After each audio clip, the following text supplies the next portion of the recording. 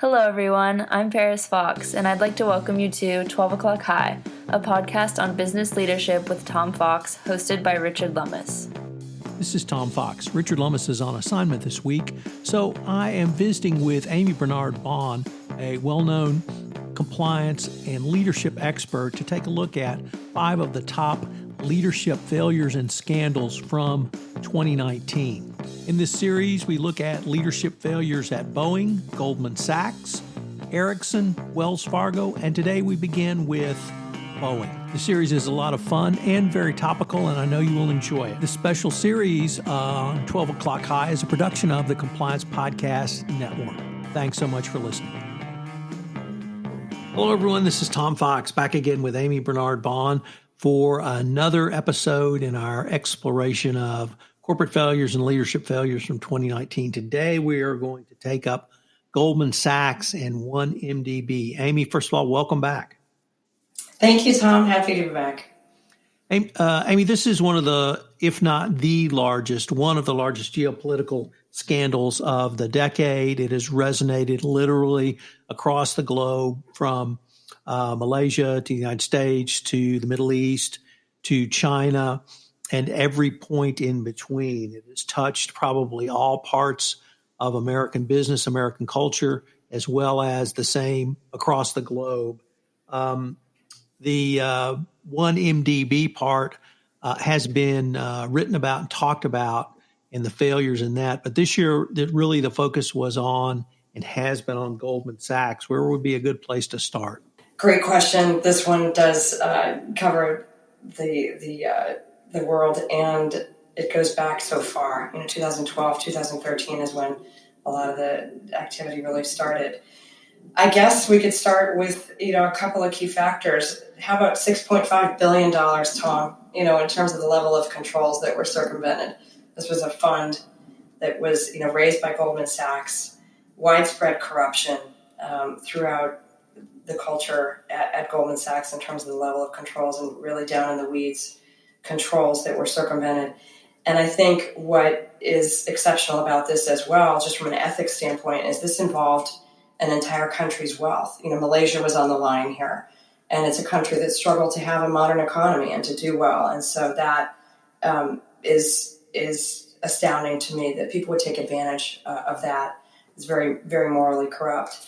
With, another thing that I go to with Goldman Sachs on this is they were just creating a bond fund. And if you know about how costs are allocated, Goldman charged 3 times higher than you would normally charge in fees for what's a relatively low risk, or should have been a relatively low risk investment like bonds. They charged $600 million, like 10% of the deal.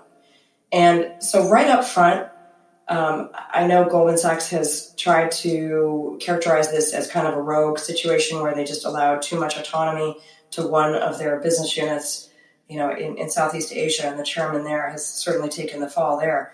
But I question that, Tom. Again, when I first look at scandals, having worked in HR, having worked in compliance, you look at the incentives, you follow the money, and this one, I think, should have had more eyes on it. So, Amii, one of the things you touched on was the control failures in this case, and the J. Lo, the probably top bad actor in this case, he was rejected by Goldman Sachs to become a customer, a high net worth customer, because they couldn't determine the source of his income. Yet he was the person whose fingerprints were over all of these deals. As part of their internal due diligence on these 3 bond offerings, Tim Leisner, the Goldman relationship partner in charge of this, was specifically asked if Lowe was involved, and he lied to his partners. So now I set that up to ask you from your HR hat, how can you deal with how can you manage the risk of an employee, of a managing director, of a partner who not will circumvent controls, but will actually lie to the groups that are responsible for being the gatekeepers of the controls, so that he can do a business deal? How do you have to do that in a due diligence screening? Do you have to do that through a second set of eyes? with oversight? How do you deal with that type of personality? You have to have multiple levels of control, Tom. You just, when in a situation like this, you can't just take people at their word. I think the fact that they asked is interesting because that means they were curious about it. So why didn't they follow up? I'll tell you my favorite quote from, I had a fraud unit reporting to me at one point when I was a compliance officer, and my guy was a former cop, and he would say, trust but verify. Trust but verify. He said, sure, try to take people at their word, but you don't stop there. So it's always good to channel your inner Ronnie Reagan. And as a fellow Californian, I'm sure that resonates in California as well. We do have a leadership change at Goldman Sachs. And David Solomon has come on board. And do you see, I guess, what would be his role in trying to get the company through the regulatory/legal part, but then really move towards changing the culture? Yeah, it's interesting. They just announced a major business reorg, and they just exited Uber. So I know David is looking at all aspects of the business top down, which is promising. My hope is that he's also thinking about, okay, and how am I going to implement controls in this? And I did, see some information that indicated that they're having much more centralized control right now between himself and the president. They said that the former controls that had been and the authority that had been delegated to a lot of others is no longer the case. That's the best I could glean, from looking in from the outside. I'd love to know what's going on inside.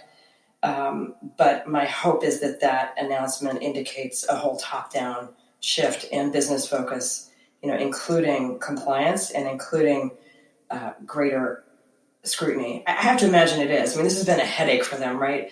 It's still not settled. It's still hanging over their head. Their profits are down 22% year over year, despite having an increase in revenue of almost the same amount. And they're in talks with the DOJ of a $2 billion settlement plus a monitor. So I've got to hope that the monitor is going to be in there. I remember one time you had mentioned 4 levels of review, that could be put in place for compliance on their deals. And that there were some, there's a lot of software that you can implement too to check on due diligence and things like that for some of this. So my hope is that it will change. I know Leisner, when he left in 2016, said that his decision to hide information from compliance was, quote, very much in line with company culture. So he was certainly throwing the whole culture under the bus. Solomon, I'm sure, would disagree.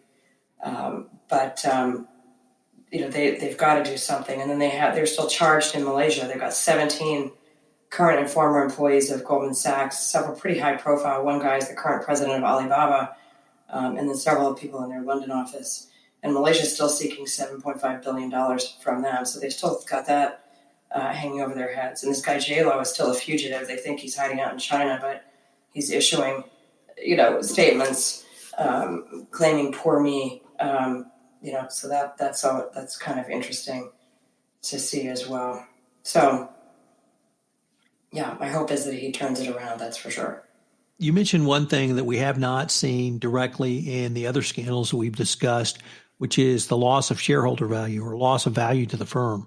That I think you mentioned a 21% drop in value. I'm not quite sure how many billions that is, but it's multiple billions. And when you look at the overall cost to any company, there's going to be a pre-resolution cost. There's going to be resolution expenses, fines, penalties, et cetera. There's going to be post-resolution costs, implementing the solution. If there's a 3-year monitorship, I'm sure it'll be extraordinarily expensive. But perhaps even the greatest loss is the loss of value of the firm. We saw that most markedly, I think, in another example we'll talk about. But Wells Fargo early on lost, I think it was about 5% of their value, but they were a $240 billion company.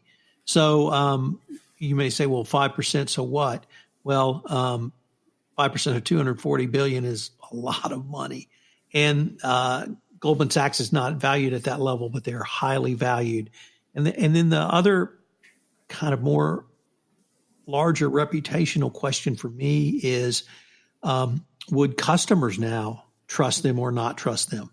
If they turns out there are other problems, there were allegations of issues in South Africa around the Gupta family and President Zuma, the prior regime. If Goldman Sachs takes 2 or 3 of these hits in a row, what's it going to do to the Goldman brand, which frankly is one of the great brands in the world for business? So it is. It has been, Tom, and the good news, I guess, for investors and clients is that Solomon and even former CEO Blankfein are likely to see clawbacks in their pay. So this is going to, I think, personally impact them. And there's nothing like lighting a fire, under people that are motivated by money to get them to shift and change the culture. So I'm hopeful. Well, Amii, unfortunately, we're near the end of our time. I hope you listeners will join us again tomorrow, where we take up, in many ways, the case that keeps on giving, Wells Fargo. So, Amii, I look forward to continuing the conversation. Me too, Tom. This is Paris Fox again. We hope you enjoyed this episode of 12 O'Clock High, a podcast on business leadership with Tom Fox. If you enjoyed the show, please go to iTunes and rate the podcast. Thank you for listening. Hello, everyone. This is Tom Fox. I hope you enjoyed part 3 of our 5-part exploration of leadership failures from 2019.